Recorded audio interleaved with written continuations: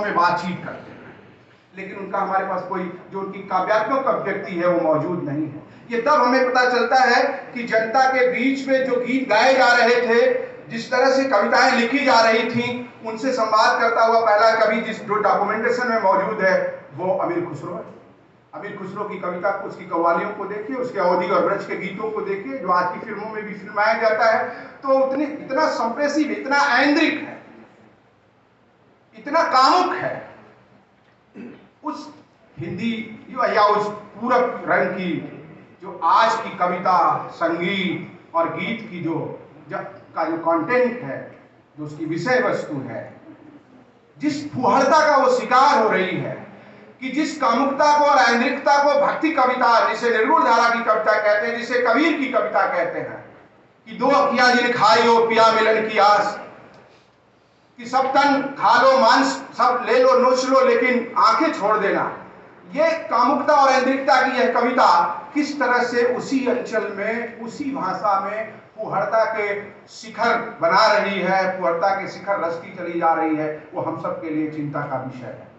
ये सब कॉलोनियल जो अध्ययन था, जिसने हमें हमारी मूल भाषाओं से, हमारी मातृभाषाओं से हमको तोड़ा, हमको अलग किया। मित्रों, मैं बस इसी एक दोहे पर, इसी एक साखी पर अपने को केंद्रित करना चाहता हूँ कि कबीर जब कहते हैं कि उनकी कविता पूरब रंग की कविता है, पूरब भाषा की कविता है।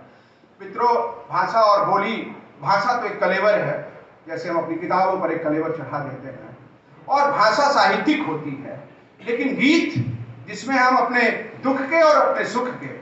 अपनी वेदना के, अपने प्रतिरोध के गीत गाते हैं। कबीर की एक और साखी याद आ रही है जो बहुत प्रचलन में है, सुखिया सब संसार है खावे और सोवे, दुखिया दास कबीर है जागे और रोवे। हिंदी का जो आधुनिक नवजागरण है वो रुदन से जागरण की यात्रा कर रहा है। कबीर हमारी भाषा का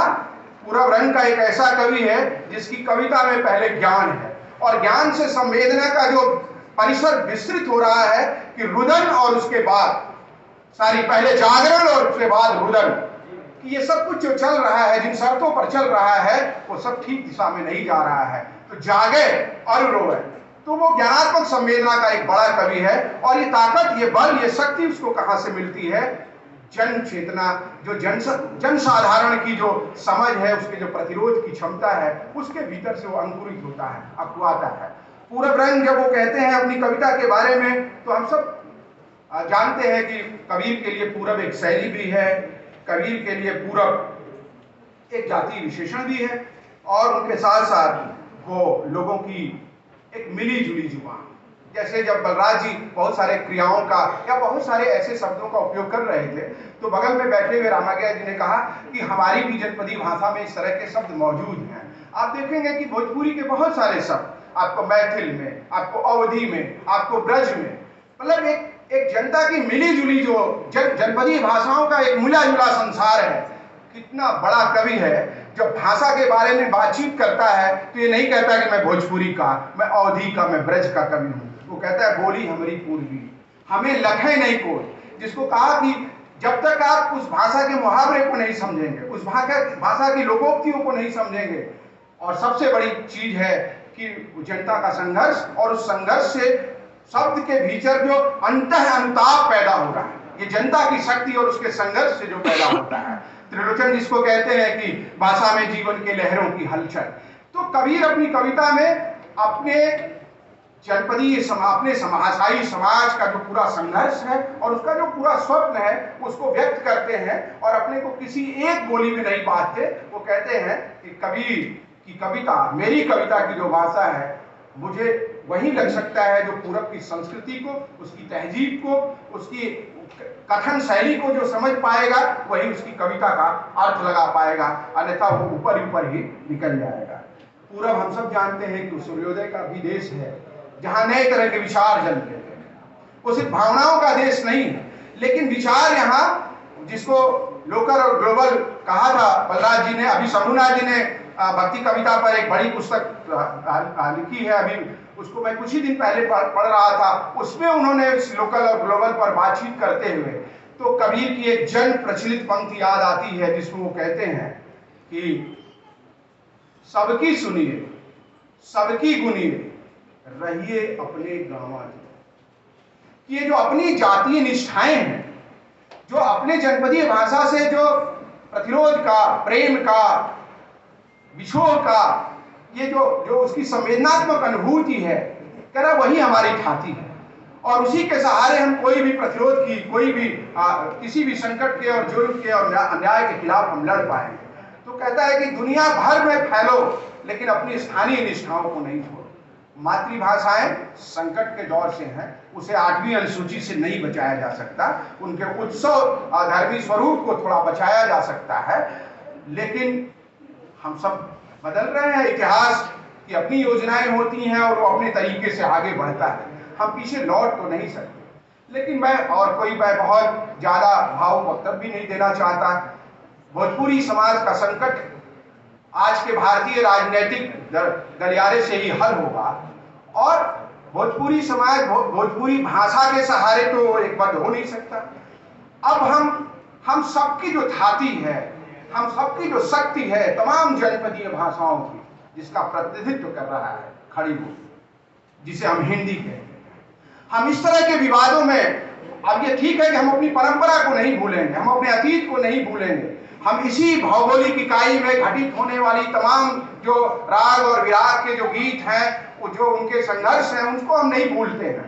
लेकिन ये 8वीं अनुसूची पर दस्तक देने की जो घोषणाएं हैं, वो कुल मिला जुला के हिंदी जनता को बांटने की, उसकी ताकत को कमजोर करने की घोषणा है। अब हम 20वीं शताब्दी का दौर पूरा कर चुके हैं, जिसमें तमाम जनपदीय भाषाओं में, अभी आप देखिएगा कि नई शिक्षा नीति, जिसे राष्ट्रीय शिक्षा नीति कहा है सरकार ने, उसकी योजना है कि कक्षा 8 तक जनपदीय भाषाओं में, स्थानीय भाषाओं में शिक्षा दी जाए। आप इसको जरा गौर से इस टेक्स्ट को पढ़िएगा तो लगेगा कि ये जो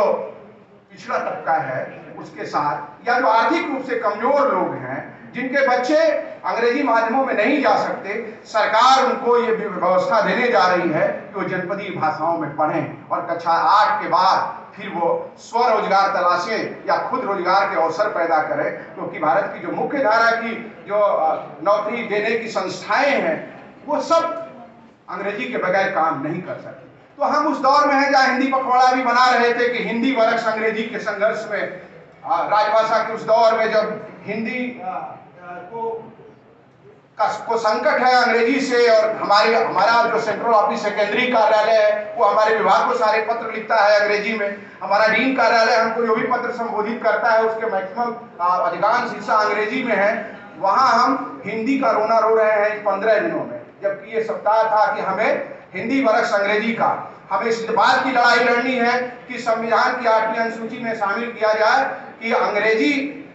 को चलने दिया जाए की जगह भारतीय भाषाओं को जोड़ दिया जाए हिंदी के साथ, कि जिसका काम दूसरी भारतीय भाषाओं में चल सके वो करें। मैं तो बैठना नहीं चाहता क्योंकि समय मेरे पास कम है। मैं ये कहना चाहता हूं कि हमें विषय जो दिया है प्रभाकर जी ने कि जो संत कविता है भोजपुरी के जनपद में, तो संत कविता को सिर्फ आप भोजपुरी से नहीं पढ़ सकते हैं। कबीर ने इसका एक बड़ा कैनवास, एक बड़ा कह लीजिए परिसर बनाया था कि उनकी कविता का जो रंग है वो पूर्वी रंग है। पूर्वी रंग का इतिहास अगर खोजना है, अगर आप अपने इमेजिनेशन और कल्पना से जा सकते हैं, तो उन चारवाहों के जिनसे पहली बार वैदिक संस्कृत बोलने वाले लोगों का सामना हुआ था और जिन्होंने उनकी पूरी की पूरी ध्वनि संरचना को बदल दी थी और गंगा के मैदानों तक आते आते उसे लौकिक संस्कृत का रूप लेना पड़ा था, वो हमें उस संघर्ष को पढ़ना पड़ेगा जिसमें धर्म को धर्म कहते हुए बुद्ध ने पाली को प्रस्तावित किया। गांव का रास्ता, गांव की भाषा, गांव के लोग, गांव की चिंता, और दुख है और दुख के कारण और उसकी मुक्ति का अपनी एक राह सुझाई थी। वही पूरब का रंग है जो कबीर की कविता में, जो सरहपा की कविता में, और उनके साथ तमाम संतों की, वो संत जो पश्चिम में लिख रहे हैं उन पर भी पूरा रंग चढ़ा हुआ है, कबीर का रंग चढ़ा हुआ है। बहुत बहुत धन्यवाद।